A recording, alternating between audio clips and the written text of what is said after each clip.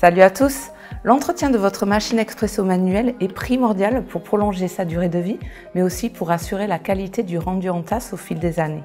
Tout d'abord, nous allons faire de la prévention en pensant à l'eau que vous allez utiliser. Beaucoup de machines sont livrées avec une bandelette pour tester la dureté de votre eau.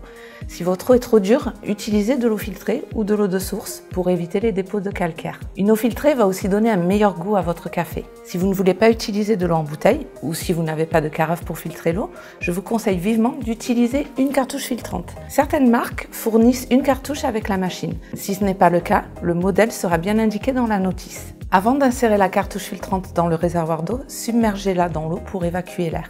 Pensez à changer votre cartouche régulièrement, environ tous les 2 mois selon la dureté de votre eau. Attention, l'eau filtrée ne protège pas votre machine expresso à 100%. Le détartrage reste une étape obligatoire à faire tous les 2 à 5 mois. Encore une fois, la fréquence va dépendre de la dureté de l'eau utilisée. Ignorer le détartrage peut annuler la garantie de votre machine si elle tombe en panne à cause d'un manque d'entretien. La plupart des machines ont un voyant pour vous alerter. Pour le détartrage, utilisez un détartrant pour machine expresso à base citrique ou lactique. Suivez les instructions fournies par la marque dans la notice de la machine. Passons maintenant au nettoyage du groupe d'extraction. Lorsque vous faites un café, le groupe d'extraction va se trouver avec des résidus de mouture collés. Pensez donc à faire un flush en faisant couler de l'eau sans le porte-filtre après chaque café. À la fin de la journée, utilisez une brosse adaptée pour bien nettoyer le groupe. N'oubliez pas les autres accessoires comme le porte-filtre et les filtres. Vous ne pouvez pas utiliser de produits abrasifs ou passer les pièces au lave-vaisselle car la majorité des porte-filtres sur les machines expresso débutantes sont en aluminium. Utilisez juste de l'eau chaude et un chiffon doux. Les filtres en inox peuvent être nettoyés à l'eau claire. Pensez aussi à jeter la mouture utilisée après chaque café. Une fois par mois, je vous conseille de plonger les filtres dans un bain de nettoyant professionnel pendant une nuit pour éviter qu'ils ne se bouchent.